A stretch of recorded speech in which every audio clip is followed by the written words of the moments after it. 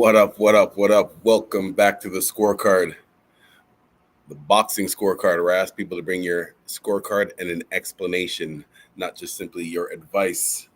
I am your host, Cedric Benn, here every Sunday, 9:30 a.m., only on Talkin' Fight YouTube channel. If you can't catch the show live, you can catch it on any podcast platform. Yes, yes, yes. Last night we had the WBC World Super Lightweight Championship. This was for a vacant belt, so there was no champion going into this fight. They were fighting for a vacant belt, and the match was against Jose Zepeda versus Regis Prograis. Let's get into the specific stats. So, let me pronounce his full name. Jose Encarnacion Zepeda.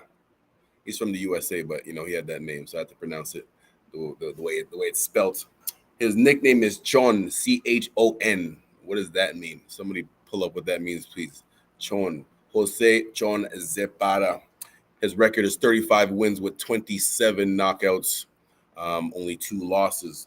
Very good fighter. Coming into this fight, he was on a 5-fight win streak. A couple of fights ago, when was this fight? Against Ivan Barancek back in 2000, a couple years ago, 2 years ago, probably the fight of the year. There was a lot of knockdowns, 8 knockdowns between both of them in that match. And then he won that one, and since then he was on like I said, a 5-fight win streak going into this one, and he fought against Mr. Rougarou Regis Prograis. As I pull up his stats here, what is Rougarou? I'm not sure what Rougarou means. Anyways, Regis Prograis from New Orleans came in with a record with 28 wins, 24 KOs. So definitely got some power in those punches. Only had 1 loss to Josh Taylor, which was a very close fight in itself a couple of years ago. That was back and forth. I'm pretty sure it was a split decision loss for him. That's his only loss. Josh Taylor is the undisputed champion at 140, although he does have a questionable win against homeboy that he should have a rematch against. Anyways, back to this one. So this was a great fight. It was close. How when I score fights, I'm very glad of this JudgePad app I got, because there's a button that you can press that if there's a close round. This was the first time, as far as I can remember, as far as scoring fights for the past couple of years, that every single round I marked as a close round, right up until the 11th round when the fight was stopped. Every round was a close round. So the official scorecard, doing all this talking, I've been talking for 3 minutes straight. I didn't give you the scorecard yet. The official scorecard going into the last round, well, the winner was Regis Prograis, stopped him in the 11th round. Going in, what up, my man Ray? Yes, it was a great fight if you get a chance to watch it. Going into that round, the official scorecards was 97-93, 98-92, and 98-92 twice. Shoot, but it doesn't say which ones they were going for, whether it was Prograis or Zepeda. My official scorecard going into that 11th round was 96-95 for Prograis. 96-95 for Prograis. And as I said, every single round was close. So let's get into it right now. Let me pull up the highlights. The full fight. All right. So first round. Again, every single round was close, which means it could have went either way. There's only a little bit of separation. That could have gave it to the other person. So, when I posted my scorecard on Twitter last night, somebody wrote back to me that they thought they had it wide for Regis, like 10, only gave 1 or 2 rounds to Zepeda. I don't know. Like I said, they were close, which means it could have went either round. So a lot of the close rounds, but I don't know. I don't think it was clear for one fighter. There wasn't one round where you could say like it was clear that this fighter won. Anyways, let's get into the specific notes. Round 1, Zepeda connected a bit more. Not hard. And I think that was the difference. Prograis' punches homie on the right. Prograis's punches were a little bit harder when he connected. You can see the the effectiveness of them. Zepeda's punches were not, they didn't look, again, just because they don't look. You're not the one in there taking it. Just because it doesn't look like it's hard doesn't mean it isn't. But he still was connecting. That's the thing. His jab, they're both southpaws, which is a rare thing to see. Both standing with that right foot forward. Both southpaws. Yeah, man, that first round was very close. Second round. Oh, sorry, I gave the first round to Zepeda. I actually gave the first 3 rounds to Zepeda. So round 1, I gave to Zepeda, close round. Round 2, I also gave to Zepeda, another close round. My notes for round 2 was Prograis was playing too much with his hands down. Better stay focused and sharp. He was doing good. When he was making Zepeda miss, though, he was doing all types of, putting his hands in the air, and he had very good head movement, random head movement, but it was still Zepeda that was able to land a bit more. That was the kind of tricky thing, because it's very rare that you see a case where the person that's doing more head movement is actually still getting hit more than the person that's looking more flat-footed and not doing the head movement. So that was interesting dynamic right there. Round 3, another close round. Also gave it to Jose Zepeda. It was a very close round, very close, but Zepeda was just simply landing cleaner. He was landing cleaner. Like, Prograis would come in and do a nice 1-2 punches, but as he's moving out, he'd get caught with something as he's moving away. Again, you might not think it was that hard or effective, but it was cleanly landed. That's the problem. Yeah, man, you can see the serious on both these guys' faces here. Yeah. Let's get the pics rolling. There wasn't too many fight pics for some reason. Round 4 was the first round that I actually gave to Regis Prograis. Also marked it as a close round. Prograis, my notes for round 4 was Prograis is landing, but Jose is slowing down a bit. So this was the first round 4, that I saw Rougarou's offense was actually doing a little bit more. He was just simply landing a little bit more. Nothing specific, there wasn't, by both guys, there wasn't any punches that made you go, made you react to it.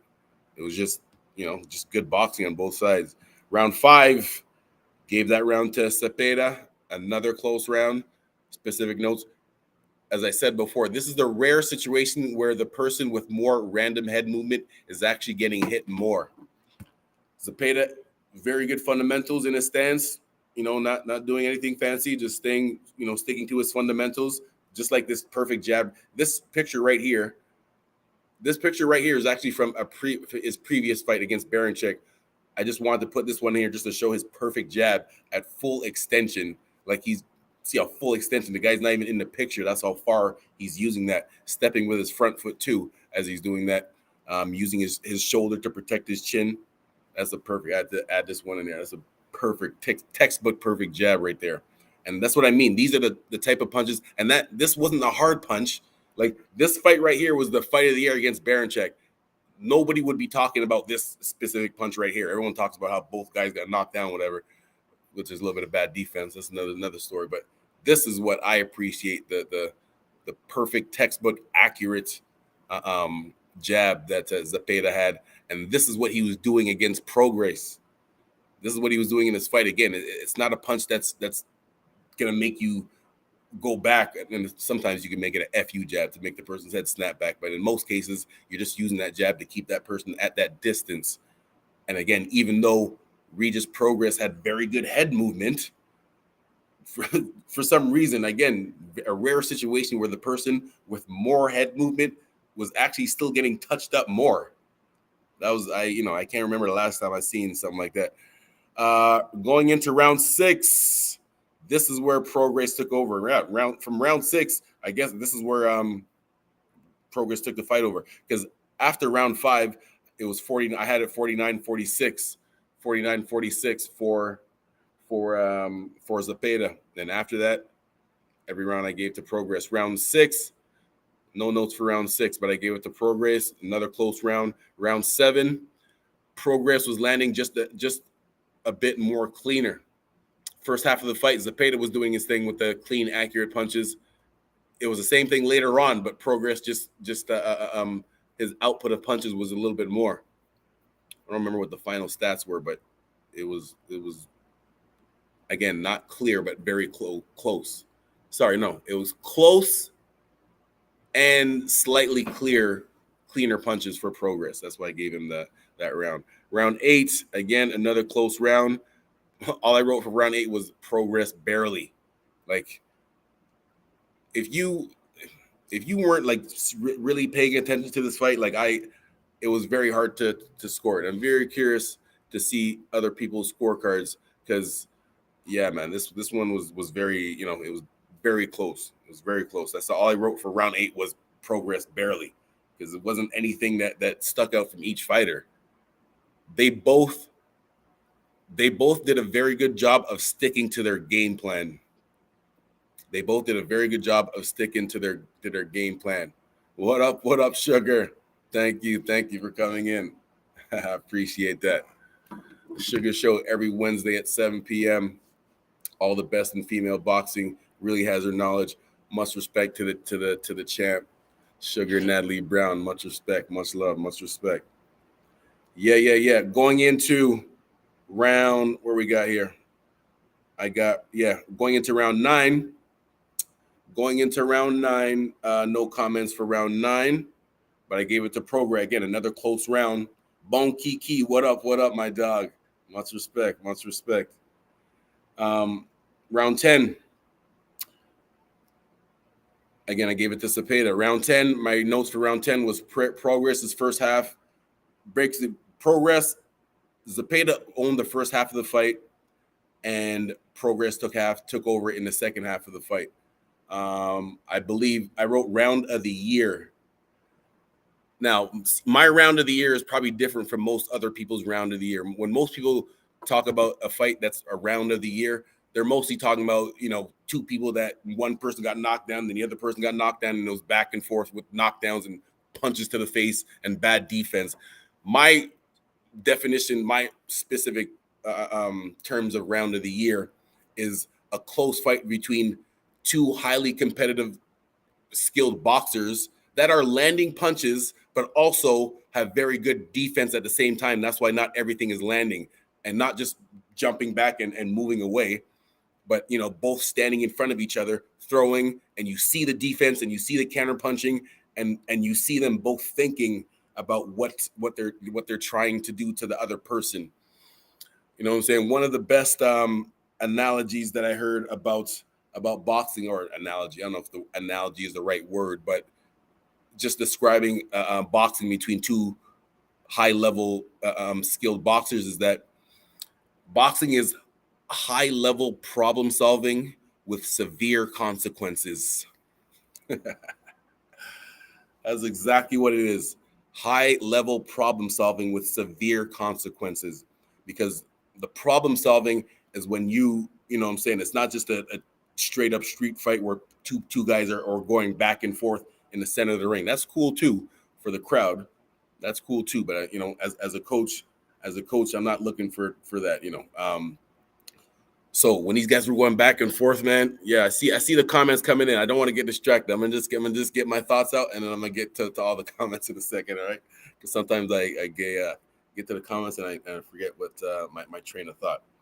So going back to what I was saying about the round of the year, round 10 between Regis Prograis and Jose Zepeda was one of the skilled rounds of the year.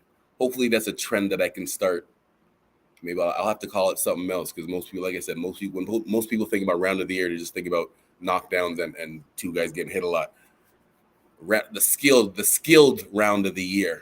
Yes, I think that's what I'm going to call it. Hashtag skilled round of the year. Prograis and Zepeda. That one right there. And then round 11, again, it was back and forth. The punch that landed, that started the downfall of Zepeda. Again, they were both southpaws, both going at it, and then Prograis landed a quick overhand left, that started it. It wasn't an immediate reaction from Zepeda. It It was like you saw the punch land, and a couple seconds later, as he backed up, you could kind of see the bounds going off a bit, and then Prograis was just like a shark smelling blood and just went for the finish. And went for the finish there. Yeah. Let me get to some of these comments now that I'm not distracted. Yep, chestnut checkers. Yes, exactly, Sugar. That's what I'm talking about. You know what you're talking about. It's not just a street fight. It's about using your head and your strategy to get in there. Bon Kiki says facts. Yeah. Cedric, teach boxing the right way. Thank you. The smart way. Like I said, man, it's about your longevity after the sport. This is a little bit off topic, but I'm just thinking about the reason why I emphasize I appreciate the skilled fighters a little bit more than the brawlers, and I think it's coming from me as a coach. Again, even though sometimes I understand for the crowd, like here's my thing: I don't know how to coach for the crowd. Like if I'm coaching a boxer and you're using your skill to dominate your opponent, and your opponent is not able to do anything to you, like not hit you, not do nothing, and you're landing your punches and they're not able to land on you, I guess it's boring for the crowd. But I can't say to my boxer, okay, look, when they come back to the corner, all right, look, I know you're fighting perfect. You're not getting hit with no punches, but it's kind of boring for the crowd. So stand there and take more chances and let him hit you a couple times and give him more of an opportunity to win the fight by punching you more. That's something that's not going to come out of my mouth as a coach, okay? I apologize if actually, no, I don't apologize, because I'm thinking about my fighter and his future, not just about the entertainment of the people, but I'm thinking about the future of my fighter. I want to be able to still have good conversations with you when we're after your career, right? So, because the people that want you to fight in that type of style, they're not going to be for you. If you're in the hospital, they're not coming to visit you. They're just on, the next week looking for the next great fight. I want to speak to you in a normal way after your career, and make sure you're there for your family and kids. All right, enough of my rant about that, and I apologize about that. So yeah, man, a great fight between Regis Prograis and Jose Zepeda.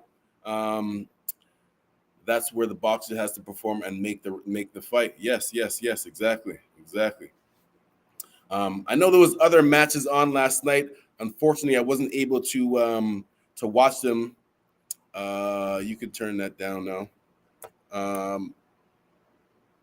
Actually, no, I apologize. Sorry. Bring that back up. Because now what I want to do before we move on, and if there's any comments about the other matches that went on, I know Dylan White. I missed the Dylan White fight, but I heard that it was very close and could have went to the other guy, judging by a lot of the educated boxing people that I listen to say. Anyways, real quick, going back to the super lightweight division, I would say even usually after this, I talk about where each fighter should go from here. Man, if the money is right, I would love to see a rematch between both of these guys. I'd love to see a rematch between both of these guys. Got to add sauce, not change the style. Yes, I love that. Got to add sauce, not change the style.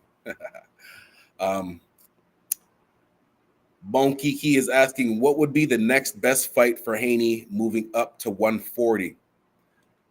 Now, has Haney officially moved up to 140? I know he talked about it, but is he officially up there? We'll see, because I got the 1, 2, 3, 4, 5, the 5 belts that we follow: the ring, WBA, WBC, IBF, and WBO. The top 10 guys, not yet. All right, but he's talking about it. We'll see. Well, right now, let's just talk about the guys that are there. So right now, Josh Taylor, who's at the top 3? The top 3 main guys in all 3 of them, in all 5 of the belts are Josh Taylor. Is either top 3 or top 5. What? Let me just go each of them. So the ring has Josh Taylor, top 5. Josh Taylor, Regis Prograis, Jose Carlos Ramirez, Zepeda, number 3. Jack Catterall. That's the guy that had the close fight with Josh Taylor. Any of my UK people know what's going on with that? Ray, if you're still here, can you let me know, is there going to be a rematch with Josh Taylor and Jack Catterall? That was a very close fight. So that's WBC. The WBA, Alberto Puello is the number 1 guy there. They got O'Hara Davis. They got Regis Prograis all the way at number 5. Sandor Martin is number 4. I don't know. I don't really agree with this WBA. WBC, their thing is vacant. Well, not vacant anymore because Regis Prograis just won that title for the BC one. So that is not vacant anymore. So Regis Prograis has that one. Zepeda's number 2. Jose Carlos Ramirez, number 3. Jack Catterall down there, number 4. Bon Kiki says, doesn't Haney get immediate title fight at 140 if he moves up? I don't know about that. I don't know. As much as I follow and study boxing, the inside the ring stuff, I don't really know the technical stuff about what automatically happens when, with this belt and an interim belt, or and if you have a belt and move up weight classes, and that's I don't exactly know the ins and out of the technical part of that. My brain is just focused on the inside the ring stuff. WBC, the IBF has Ramirez, Ponce, Subriel Matias. He's a good guy. They had Regis Prograis all the way at number 5. These stats, all these sanctioning bodies that have Regis Prograis and Zepeda all the way down at number 5, 6, they have to be moving up, especially after last night's fight. Teofimo Lopez, yes. He just moved up. He hasn't really done anything at 140. So, and actually, his last fight, he just lost to George Cambosos. So at 140, Lopez is he's still in the top 10, but he's like 6'7". So that's going to be interesting. How about Teofimo Lopez? Actually, no. Teofimo, he's not ready to jump into the heavyweights. Well, heavyweights at the 140 division. He just had a tough one with I just said he just had a tough one with George Cambosos. So he needs to slow down and get a good win first at 140 before he steps up for a title shot. Gary Antoine Russell, him and his 5 other brothers, also named Gary. Rest in peace to their pops, rest in peace to him who groomed and coached all of them. I think Gary Antoine, he's the one with the most power, and he's about to do his thing too. He's moving up in the ranks soon. And the last one, WBO, they have Josh Taylor at number 1, Jack Catterall. Again, Regis Prograis at all the way at number 6, 7. That is going to move up. Definitely has to move up. So, yeah, there we have it. Devin Haney is undisputed at 135. He's talked about moving up to 140, but it hasn't officially happened yet. Going to be very interesting to see what happens with Mr. Haney in the next couple of months. Bon Kiki says Tank will use TMT belt as an excuse not to fight Haney. Well, from what I understand, Tank is about to get released from TMT.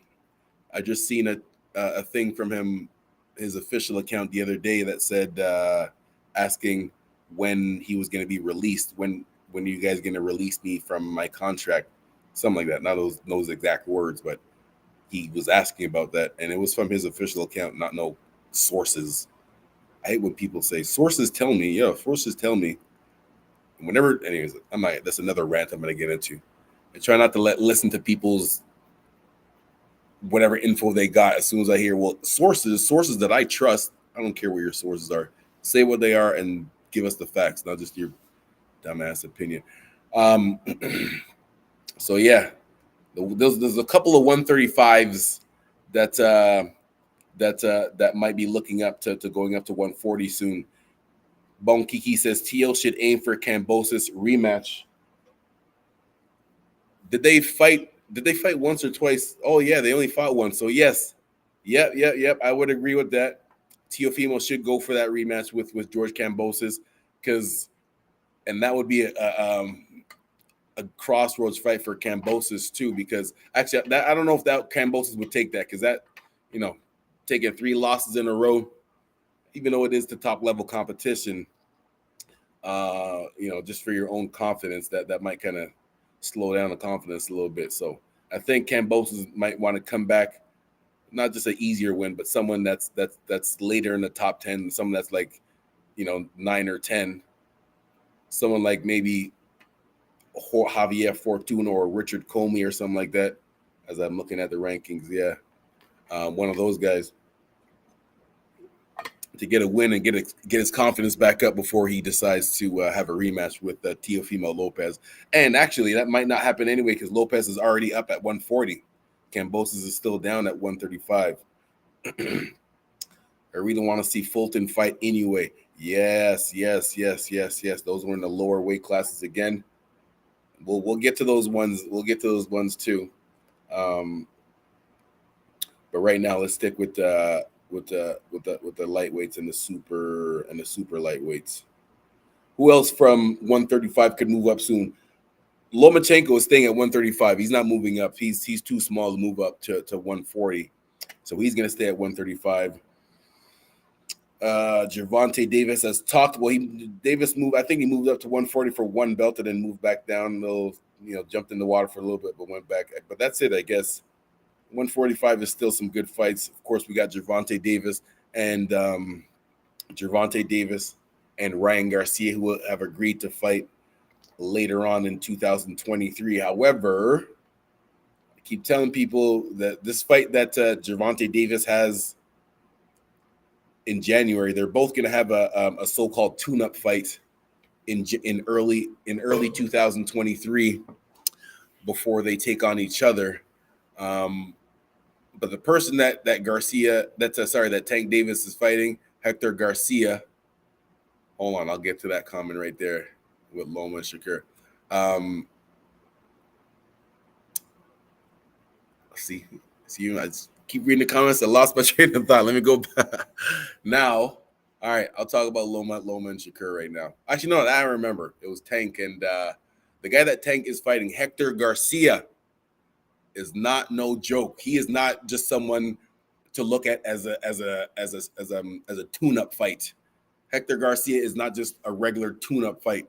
He is a very good fighter, and I'm still picking Gervonta Tank Davis to win, but he's gonna have to stay focused and he's gonna work. He's gonna have to work because Hector Garcia is not just no pushover. He's not a well-known name. Again, I tell you guys all the time. Some of these guys that are not as well known because they're not on social media. The promoters only promote their boxers when they have a fight. So when these guys, if they don't have a fight, they don't speak English, so they're not on social media. They don't do a lot of interviews. So when people are scrolling, they're not going to see their names a lot. So when they come up in a fight, they're like, oh, who's this guy? Some bum. No. He's just someone that you don't know if you're not following the sport. If you only follow boxing through social media, you're gonna miss these guys coming up like that. Hector Garcia is a very good fighter. Tank is gonna have to stay focused. Again, I'm still picking Tank, but he's gonna have to stay focused and fight smart against Hector Garcia. Ryan Garcia, the social media boxer king, he has not announced who he's fighting yet, but again, he needs to focus on his boxing and not being on social media so much. All right. So why don't they make Loma versus Shakur fight? That fight would sell crazy pay-per-view. Very interesting. Again, I'm not sure. I'm not sure how much it would sell in the boxing pay-per-view. Again, I don't know about the stats, about the stats and all that. But as far as in the ring, Shakur versus Lomachenko. Man, tell you one thing though. Yes, much respect, Wonkiki. Thank you, I appreciate that. One thing about Lomachenko, one of the greatest boxers that we've seen, one of the most accomplished boxers that we've seen. He is in his mid-30s now. Mentally, the skills are always there. You always have the skills. But when you get to your mid-30s, mid to late 30s, as I say all the time, this is the age where most professional athletes start to think about retiring. Why? Because again, even though you still have the smarts and you still know what to do and where to go and how to move, you know how to do these things, but your reflexes and reaction time start to slow down just a little bit. The reflexes and reaction time start to slow down a little bit. The recovery time also is a little bit more too. So Loma, again, he's in his mid 30s. I don't know if someone could pull that up real quick. How old? He's at least 35, 34, 30, 35, 36, 35, 36. So at the same time, it's how well you keep up your body, right? Some fighters in between fights, you know, they let themselves gain too much weight, and then their camp is just ending up ending up as a fat camp, as opposed to working on your skills, getting ready for your next fight. So Lomachenko, as long as he still has the skills and reflexes at 35, 36, that's going to be a competitive match. I would pick Shakur to win still. Even right now, that fight's probably going to happen. If it does happen, it'll happen next year. I'm going to pick Shakur Stevenson to win. I've said this a long time ago, since I watched him win his silver medal at the Olympics at like 18 or 19 years old. His boxing, he's very mature for his boxing age. Same how you talk about, some little kids are mature for the age just in general. Like Shakur Stevenson, the things that he does in the ring, he's very mature for his boxing age. Like he fights like a veteran. The smart things that he does, and even the way he talks about why he does certain things. So for that reason, I think he's the one. And again, just because he's still in his early 20s, young, still developing his man strength, still getting his man strength. Shout out to my homeboy Kioma, who's developing his man strength. I'll talk about that after some of the amateurs that I know coming up.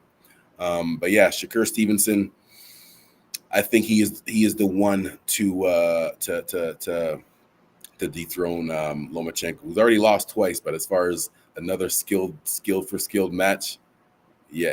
Eddie, salute. Eddie Barrington, good morning. What up? 34. Lomachenko's 34 years old. Okay. So he's 34 right now. So yeah. He's right at the edge, though. Right at the edge. I really hope that fight can happen in the next year or two. 36, 37 years old. That's when you really start to see the difference. There. Bone Kiki says, sure, Shakur is one of my favorite fighters. Also a really smart fighter. Yeah, man. Like I said, very mature for his boxing age. Mr. Barrington, any comments or comments about the fights last night, specifically about Regis Prograis and Jose Zepeda? Very highly skilled fight. Again, man, it hasn't been a fight like this. You can keep the picks rolling through. I guess might as well just keep the picks going through. There hasn't been a fight like this between two close competitive fights like this, where every round I thought was a close round. Every round could have went either way, and I just barely gave it to the other person. There wasn't any specific one punch or knockdown. There was no knockdowns until the 11th round when Prograis stopped him. What was Zepeda's mistake in that fight? Bone Kiki is asking.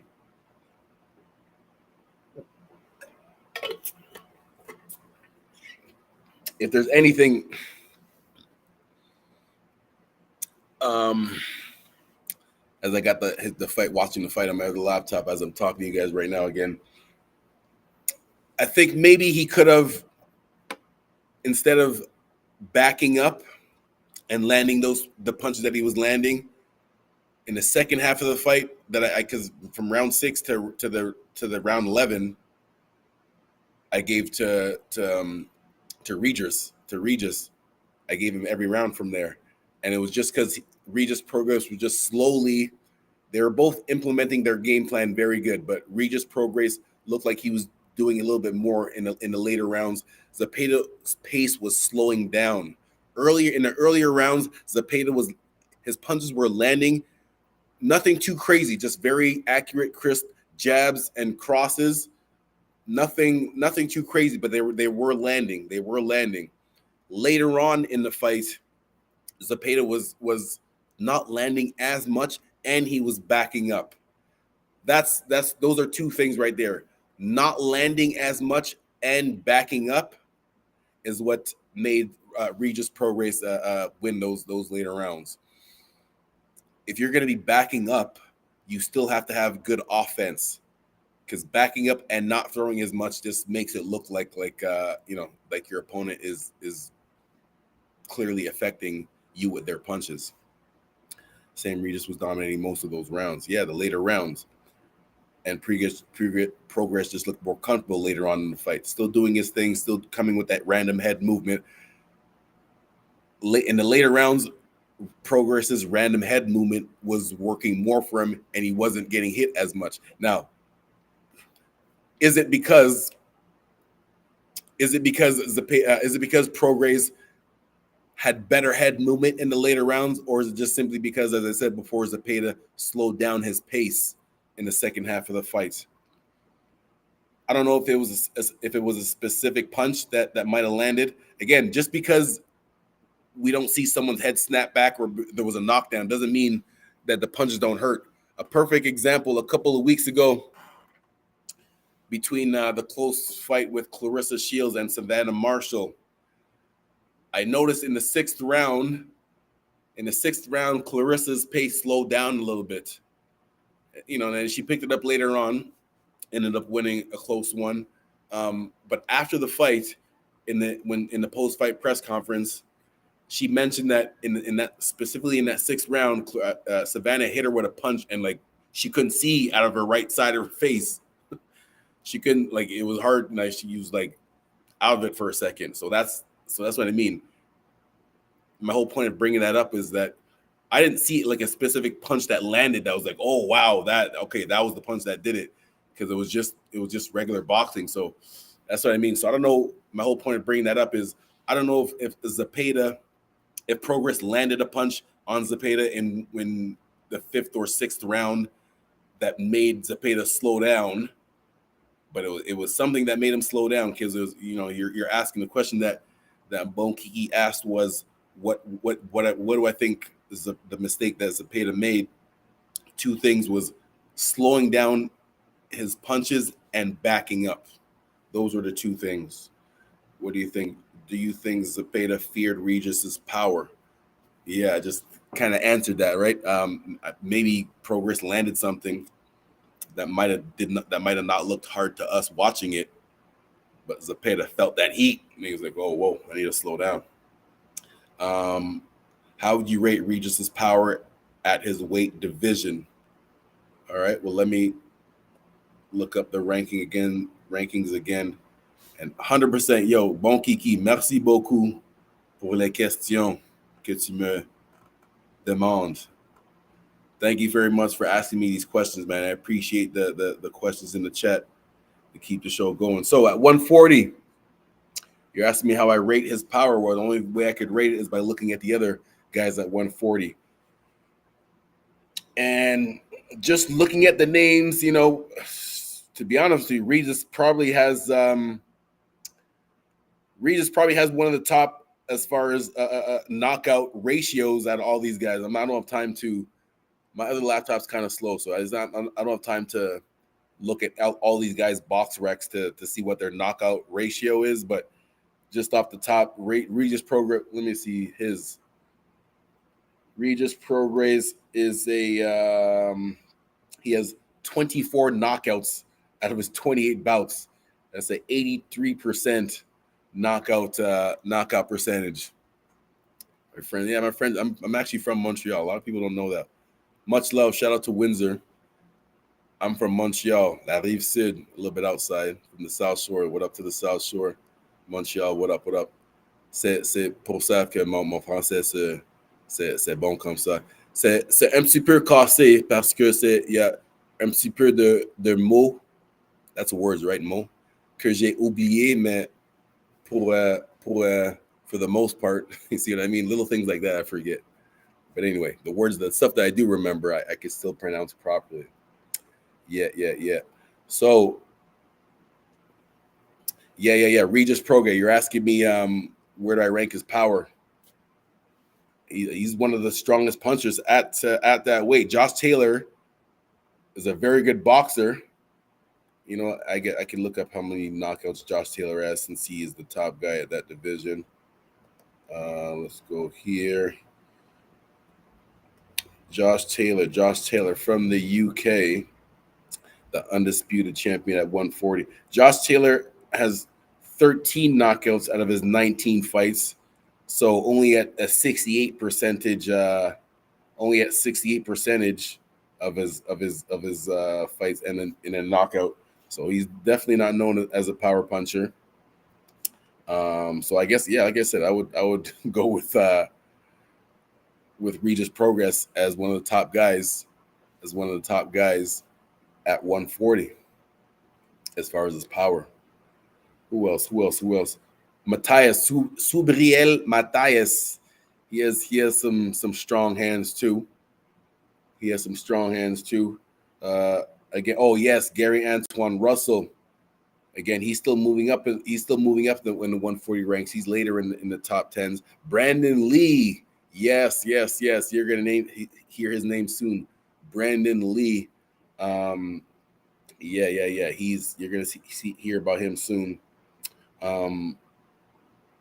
Yeah, man. So again, judging by these names, Regis Prograis has the most power at 140. We rooting for France in the World Cup. Man, I haven't been. It's weird following the World Cup right now. And World Cup is, usually supposed to be a summertime. I don't know why is it in the middle of the winter that they're having the World Cup. I don't know. I haven't been following it as much as I usually do. It's probably one of the first times ever. France, Canada, U.S. Hopefully one of those teams wins the World Cup. Yes, of course. But yeah, I'm used to watching the World Cup in summertime, not in the middle of the winter time. So, anyways, any more questions or comments in the chats? Thank you, everyone, for taking your time this Sunday morning, for being here right now. Yeah. Every Sunday, 9:30 a.m. Eastern time. If you can't catch the show live, watch it on any of your podcast platforms. Talk and Fight, the #1 boxing channel on YouTube. You can also catch me on my YouTube page, Cedric Sports Training, and on any social media at Cedric Sports. Yeah. If you haven't done it yet, please press the like button, share, and tell a friend to tell a friend. Yeah. All right, man. Peace. See you guys next week.